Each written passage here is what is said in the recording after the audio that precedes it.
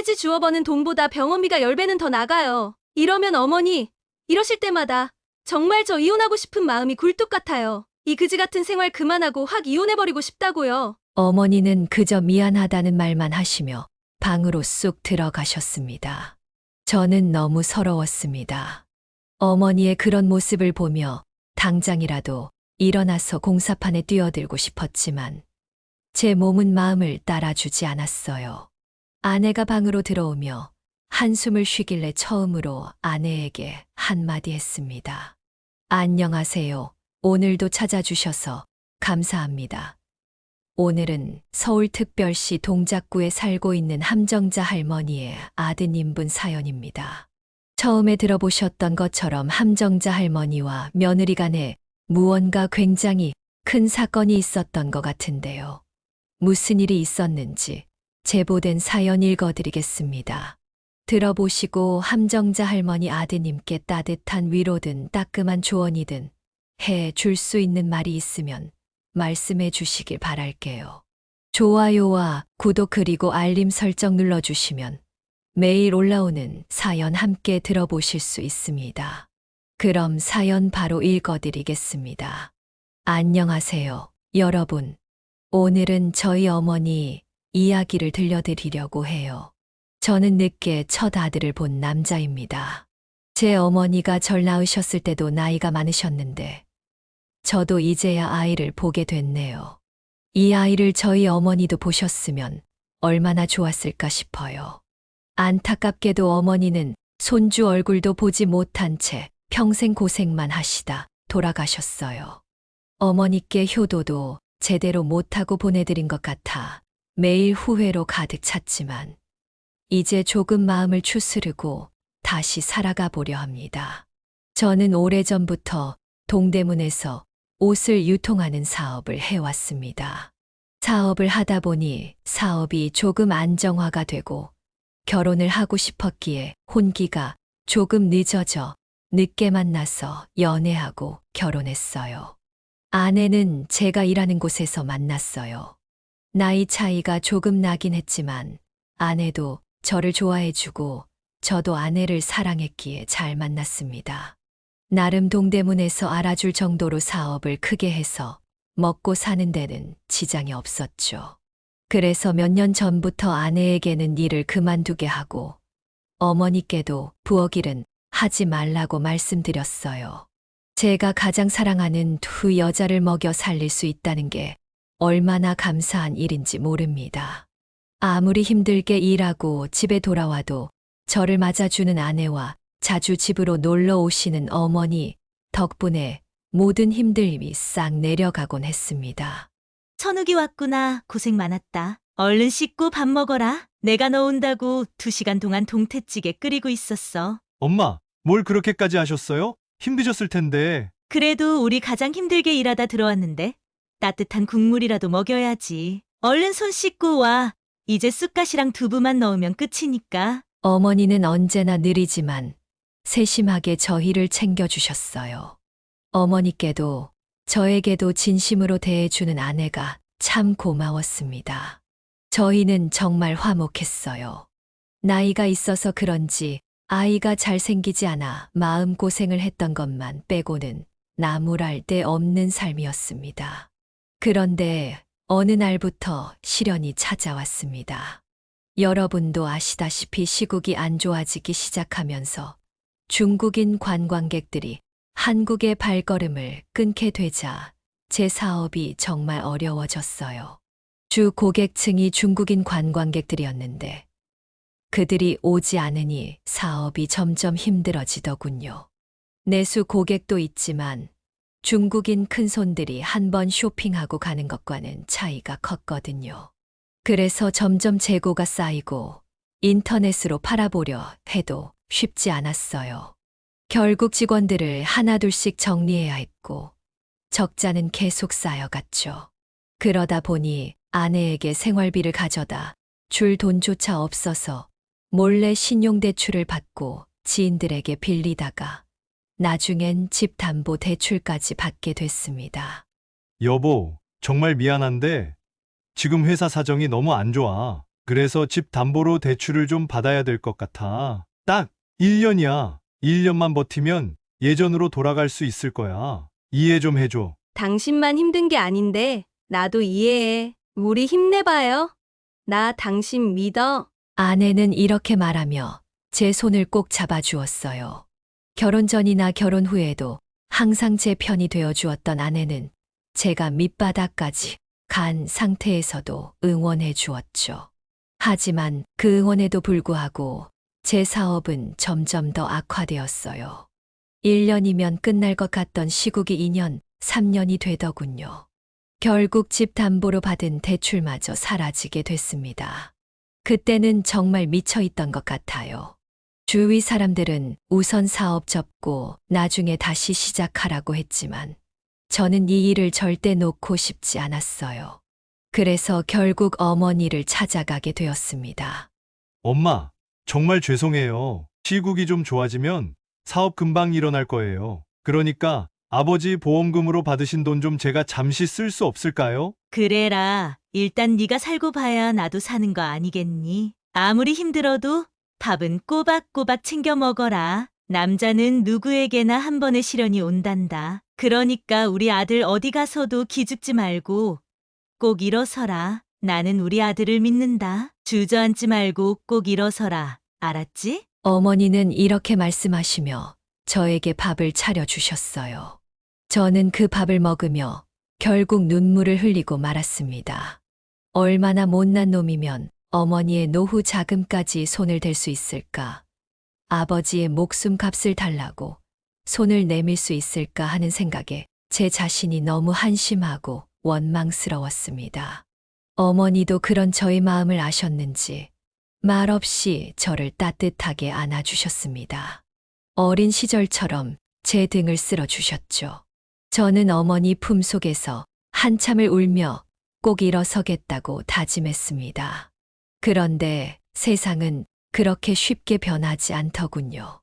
내수 손님들은 보복 소비 심리로 명품을 찾았고 관광객도 여전히 없어 힘든 상황이었습니다. 결국 저는 사업을 정리해야 했습니다. 그게 벌써 1년 전이네요. 그때 아내는 임신 중이었어요. 아기의 손도 보이고 발도 보이는 그런 시기였죠. 그래서 차마 사업을 접겠다는 말을 할 수가 없었습니다. 저는 매일 출근한다고 집을 나서서 공사장에서 막노동을 하기도 하고 집과 멀리 떨어진 중국집에서 배달 아르바이트를 하기도 했습니다. 하지만 대출 이자조차 낼 수 없었고 결국 집은 경매에 넘어가게 되었습니다.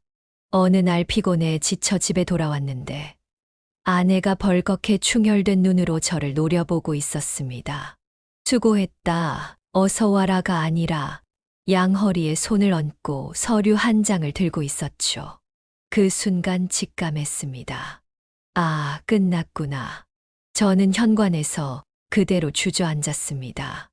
아내는 제 가슴과 어깨를 마구 치며 어쩌자고 이 지경이 될 때까지 말을 안 했냐며 울부짖었습니다. 저는 입이 10개라도 할 말이 없는 죄인이었죠. 그저 고개를 푹 숙이고 아내의 원망과 슬픔, 두려움을 받아들일 수밖에 없었습니다. 아내가 잠잠해진 뒤에야 저는 어렵게 말을 꺼냈습니다. 미안해.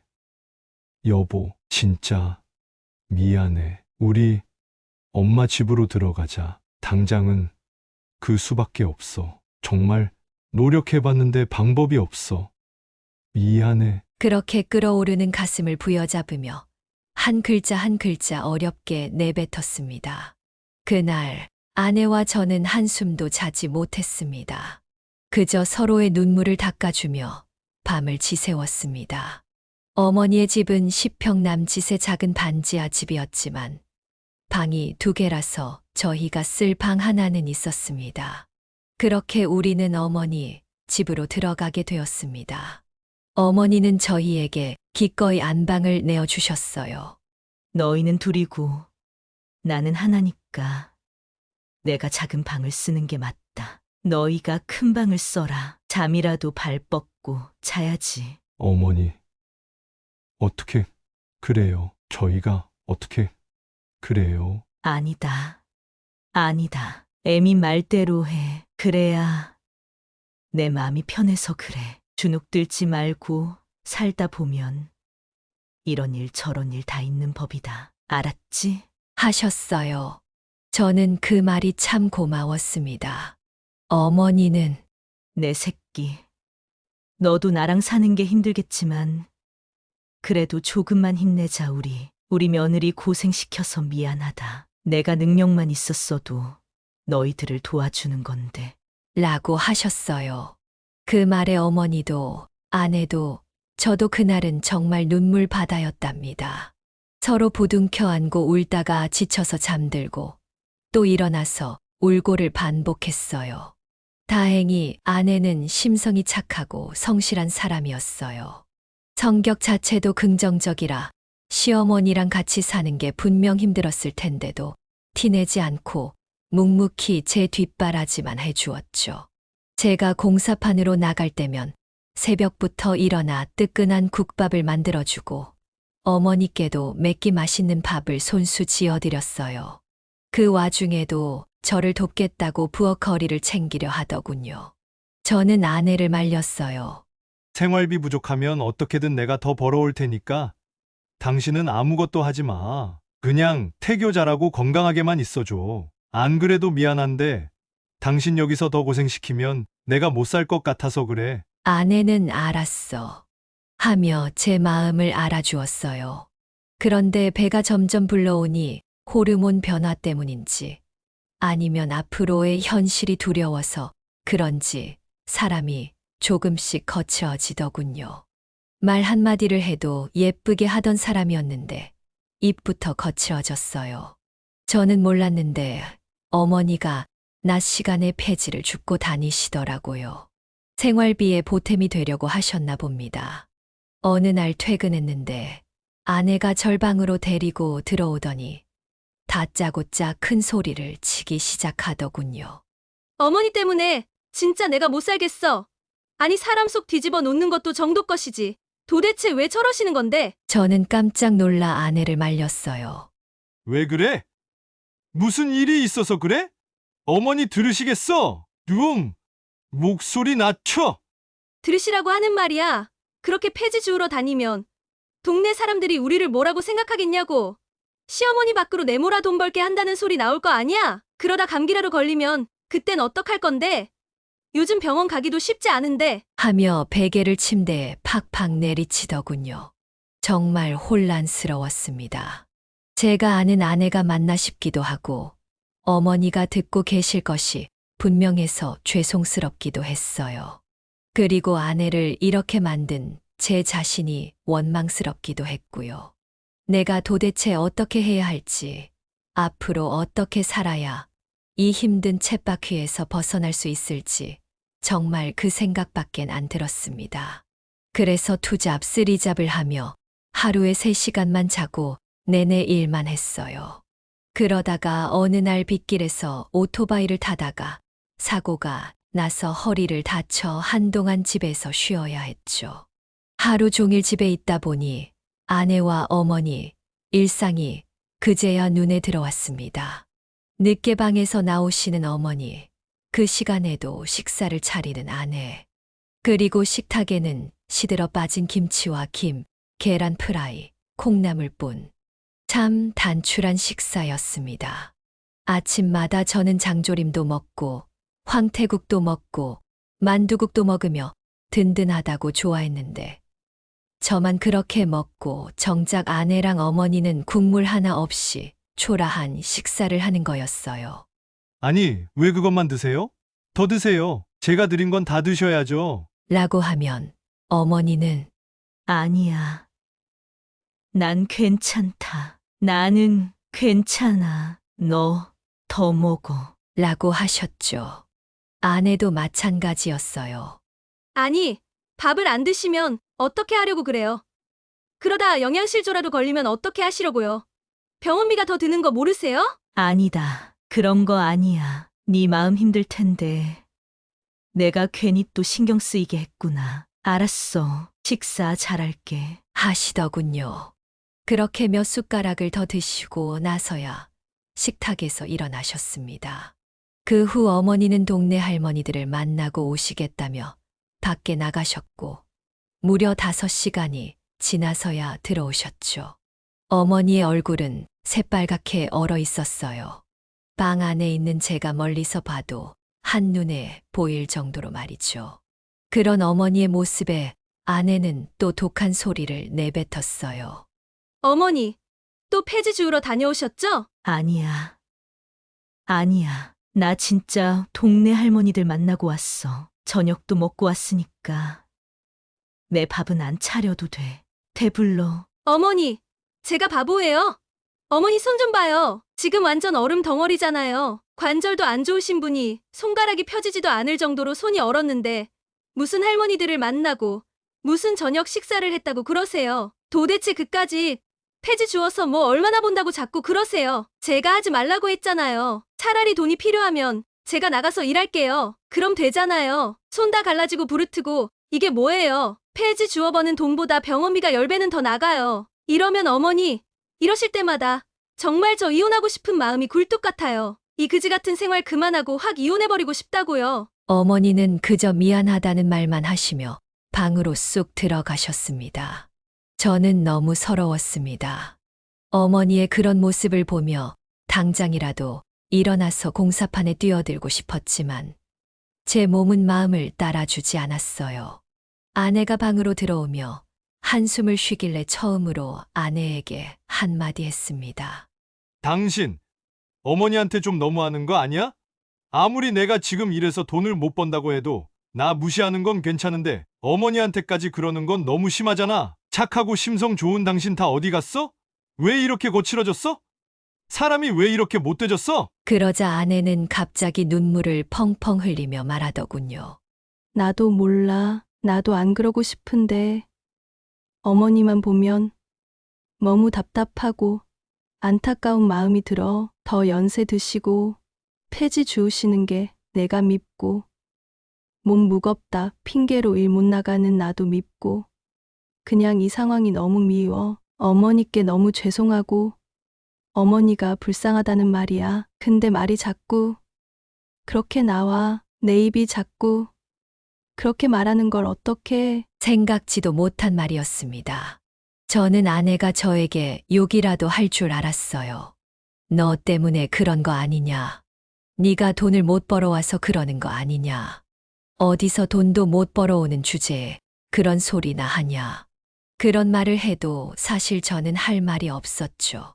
그런데 아내는 진심으로 어머니를 걱정하고 있더군요.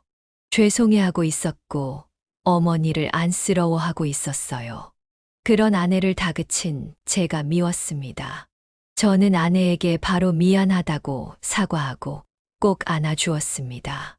그 후에도 어머니는 늘 할머니들을 만나고 오겠다며 나가셔서 폐지를 주워 파셨어요. 어느 날은 2,000원, 어느 날은 5,000원, 그렇게 조금씩 번 돈으로 찬거리도 사고 집에 필요한 물건들도 샀죠. 그리고 아내가 갑자기 열 감기에 걸렸는데 아무래도 시국인지라 임산부라서 병원에서 잘 받아주지 않더라고요. 약도 함부로 먹을 수 없어서 어쩔 수 없이 집에서 앓을 수밖에 없었는데 어머니가 소고기 죽을 끓여 아내에게 먹여주고 보살펴 주셨습니다. 어머니 이게 웬 소고기예요? 이런 돈이 어디 있으시다고? 걱정 말고 기운만 차려라, 아가야. 그까짓 돈이야 뭐가 중요하겠니? 너랑 우리 손주 건강이 제일 중요하지. 잘 먹고 얼른 기운 차려. 나 원망해도 좋고 나한테 뭐라고 해도 좋으니까 얼른 털고 일어나거라. 알았지? 아내와 저는 눈물을 꾹 참은 채 어머니에게 감사하다는 말만 연신 반복했습니다. 그리고 몇 달 전 출산 예정일을 앞두고 아내가 병원에 입원하게 되었어요. 출산 직전에 몸 상태가 급격히 안 좋아져서 병원에 가봤더니 출산 전에 미리 입원하는 게 좋겠다고 하더군요. 아내를 병원에 입원시키고 집으로 돌아와 어머니를 보살폈어요. 허리도 조금 나아져 이제 아내가 출산하고 나면 다시 공사장에 나가서 일을 해야지 하고 있던 참이었죠. 그렇게 며칠이 지나고 출산 예정일 이틀 전 어머니가 또 폐지 주우러 나가신다고 하시길래 운동 삼아 30분만 돌고 오세요. 더는 안 돼요. 라며 신신당부를 하고 보내드렸습니다. 날씨가 정말 추운 날이었거든요. 어머니도 제 말에 알았다고 하셨고 저는 아내가 있는 병원으로 향했어요. 그런데 아내와 시간을 보내고 있던 중에 어머니 번호로 전화가 걸려 오더군요. 무슨 일이 있나 싶어 저는 아내 몰래 밖으로 나가 전화를 받았습니다. 여보세요? 여보세요. 혹시 휴대폰 주인과 관계가 어떻게 되십니까? 제가 아들인데요. 누구신가요? 경찰입니다. 할머니가 길에 쓰러져 있다는 신고를 받고 출동했는데 마침 휴대폰을 갖고 계셔서 전화드렸어요. 지금 큰 사거리에 있는 종합병원으로 이송 중인데 이쪽으로 빨리 와 보셔야 할 것 같습니다. 그 순간 정말 하늘이 무너지는 것만 같았어요. 아내에게 말도 못하고 그 길로 곧장 어머니가 이송된다는 병원으로 달려갔죠. 그리고 도착한 병원에서 마주한 건 싸늘하게 식어버린 어머니의 모습이었습니다. 너무 놀라서 발걸음도 떨어지지 않고 눈물조차 나지 않더군요. 담당 의사님이 저에게 다가와 어머니에 대해 설명하셨어요. 경찰 얘기를 들어보니 평소에 동네에서 폐지를 줍는 일을 하고 계셨고 오늘은 길에 쓰러져 계셨다고 하더군요. 기록을 보니 어머니가 원래 혈압이 좀 있으셨네요. 저희 병원에서 처방해드린 약 드시고 계셨고요. 요즘 괜찮아지셨다고 몇 달 전부터 약 안 드셔도 된다고 하셨는데요. 아니요. 혈압 수치가 이 정도로 높았으면 갑자기 좋아졌을 리는 없습니다. 그리고 이렇게 날씨가 추울 때 활동하시면 노인분들은 혈압이 급작스럽게 올라가면서 쓰러지시거나 최악의 경우 이렇게 심장마비로 사망하시는 경우도 종종 생깁니다. 특히 폐지 줍기처럼 몸을 계속 숙였다 폈다 해야 하는 일을 추운 날씨에 하시면 더 위험합니다. 원하시면 구검도 가능하지만 제 소견으로는 갑작스러운 혈압 상승으로 인한 심장마비인 것 같습니다. 사망 시간은 오후 4시 32분입니다. 의사의 입에서 사망 시간까지 듣고 나니 그제서야 실감이 났습니다. 어머니가 정말 저희 곁을 떠나셨다는 게 그렇게 손주를 보고 싶어 하셨는데 이틀만 있으면 그 손주를 보실 수 있었는데 이틀을 기다리지 못하고 돌아가셨어요. 그렇게 차마 아내에게는 말할 수 없었습니다. 가뜩이나 아내도 힘든 상황인데 어머니 소식까지 알게 되면 아내마저도 위험한 상황이 될까봐 그러면 안 되는 걸 알면서도 아내에게는 사실을 숨겼어요. 그렇게 이틀 뒤 아내는 예정대로 예쁜 아들을 낳았습니다. 아이의 울음소리가 들리자마자 아내는 어머니를 찾더군요. 어머니는 어디 계셔? 어머니 안 오셨어요? 우리 애기 많이 기다리셔서 보여드려야 하는데, 안겨드려야 하는데, 여보, 어머니 불러줘, 빨리. 눈도 제대로 못 뜨면서 어머니를 찾는 아내에게 저는 울음을 꾹 눌러가며 겨우 말을 전했습니다. 있잖아. 어머니 돌아가셨어. 뭐라고? 내가 잘못 들은 것 같은데.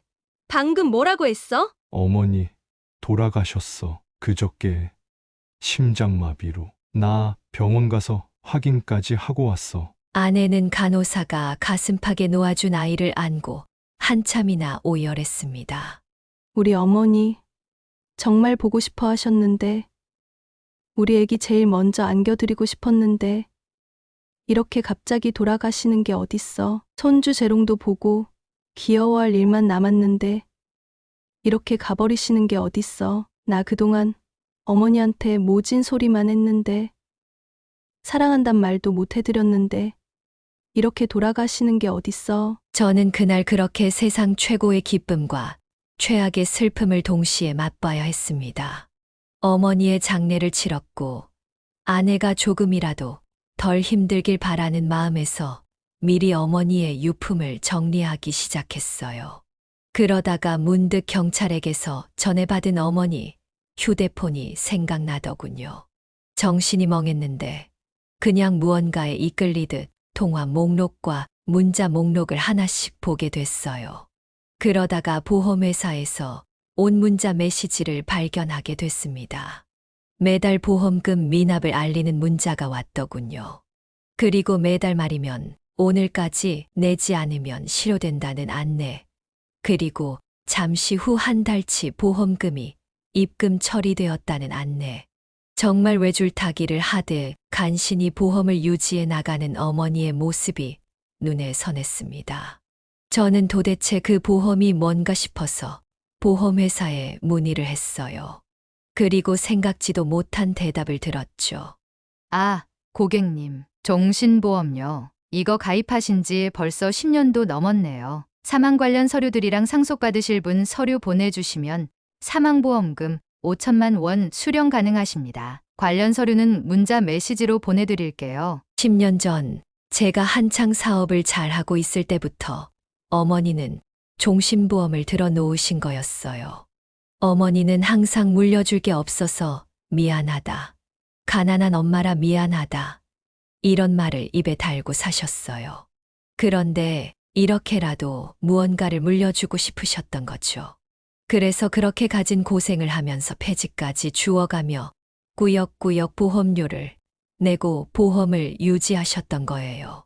돌아가시는 그 순간까지도 저와 아내, 그리고 손주만 생각하셨을 겁니다.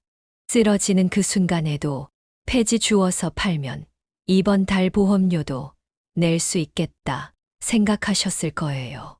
그런 분이니까요. 평생을 그렇게 자식만 생각하며 살아온 분이시니까요. 어머니가 돌아가신 후 이 사실을 모두 알게 되었고 저희는 어머니의 사망보험금을 수령해 그대로 보관하고 있습니다. 나중에 저희 아이가 대학에 가게 되면 그때 꺼내 보려고 해요. 지금은 어머니 집에서 어머니를 생각하면서 어머니가 쓰시던 침대에서 하루하루를 지내고 있습니다. 아직은 기어 다니지도 못하는 아이지만 제 아들이 크고 나면 꼭 할머니에 대한 이야기를 해주려고 해요. 할머니가 얼마나 가족들을 사랑하셨는지, 너를 얼마나 보고 싶어 하셨는지, 그리고 할머니가 남겨주신 돈을 가치 있게 써야 하는 이유에 대해서도 말이죠. 어쩌면 저도 그렇게 멀지 않은 미래의 어머니 곁으로 갈 수도 있겠지요. 나이가 나이다 보니 앞으로 살 수 있는 날이 얼마나 될까 걱정이 되는 것도 사실입니다. 저는 어머니처럼 책임감 강하고 무조건적인 사랑을 끝없이 퍼부어주는 아빠가 될 수 있을지 모르겠네요. 그래서 겁이 나기도 해요. 하지만 한 가지만큼은 약속할 수 있어요. 어머니께 부끄럽지 않은 아들이 되겠다고, 부끄럽지 않은 하나의 아빠가 되어 살다가 가겠다고 말이죠. 어머니는 지금도 저희를 걱정하고 계시겠죠. 그렇지만 이제는 저희 걱정 그만하시고 그저 푹 쉬셨으면 좋겠습니다. 바다 좋아하셨으니까 바다도 실컷 보러 다니시고 구름처럼 떠돌아다니면서 좋은 것 많이 보면서 다음 생애에도 제 어머니로 태어나 주셨으면 좋겠어요. 못난 저를 한 번만 더 아들로 받아주신다면 그땐 더 좋은 아들, 더 자랑스러운 아들이 되어 효도하면서 살게요. 우리 다음 생에 다시 만나요, 어머니. 여기까지가 함정자 할머니 아드님 분의 사연인데요. 여러분은 어떻게 들으셨나요? 우선 사업 운때가 맞지 않아 어려움을 겪으신 사연자분께 심심한 위로의 말씀을 드리고 싶네요.